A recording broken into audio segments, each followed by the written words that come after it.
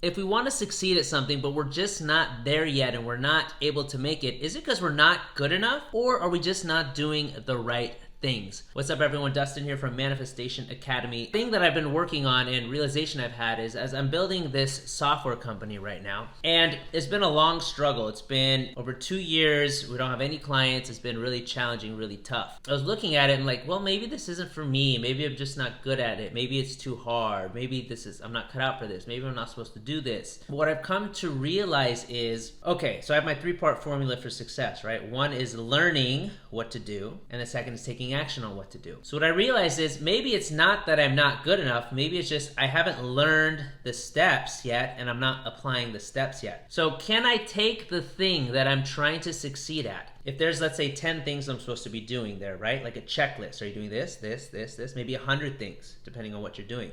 Maybe more. Can I look at this checklist of stuff I'm supposed to do and then look here, am I doing all these things? Can I check it off the list that I'm doing all these things? If I'm not, then that could be the reason why I haven't succeeded yet. It's not that I'm not good enough. It's not that it's too hard. It's not that blah, blah, blah. It's actually a lot simpler than that. It's like I'm not doing the things I'm supposed to be doing. You're supposed to be doing 1, 2, 3, 4, 5, 6, 7, 8, 9, 10. Oh, I'm not doing any of those. That's why I'm not succeeding. There are certain formulas for success, whether it be relationships, business, money, everything. So the key is to learn the principles, learn the elements, learn the systems, learn the checklist, the procedures that others have succeeded in, and then doing those things. And we're emotional beings, I get it, and I'm super guilty of this, but what I've seen is try to take some of the emotion out of it. That's part of the journey, but try to just look at it objectively and see, am I doing the things that I'm supposed to be doing on this checklist? It's very easy to do this with others, by the way. Sometimes harder to do with ourselves. If others tell us a business idea, we can look at it objectively. If others tell us something that's going on or whatever, we can look at it a little more objectively. Very much harder to do ourselves because we're sort of in it, we're attached to it.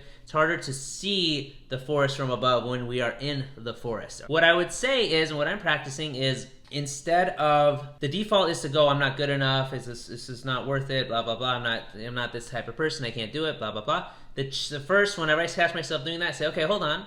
What are the 100 things that you should be doing? Like for a software company, what are the 100 things? You have your onboarding system and this process and this and this and this set up. If you can check those off and you've been checking them off for a whole year and then you're still not succeeding, then maybe it's time to start to reevaluate and say, maybe this isn't for me. Maybe I'm not the type of person to do this.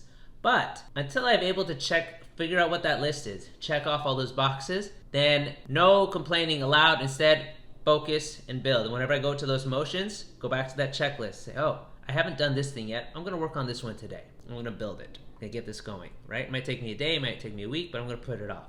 And then next week I go, oh, motions, no, I'm not doing well. It's not happening. Okay, stop. Oh, I haven't put this one on this. I haven't built this one yet. Let me work on this thing, build it, check it off. And keep doing that. True with business, guys. True with money. True with relationships. Relationships, believe it or not, also have elements of success. Sometimes it's hard to see that. We think it's just emotional things, but there are actually elements that we can follow with communication, with intimacy, with the human brain, the human mind, how people communicate.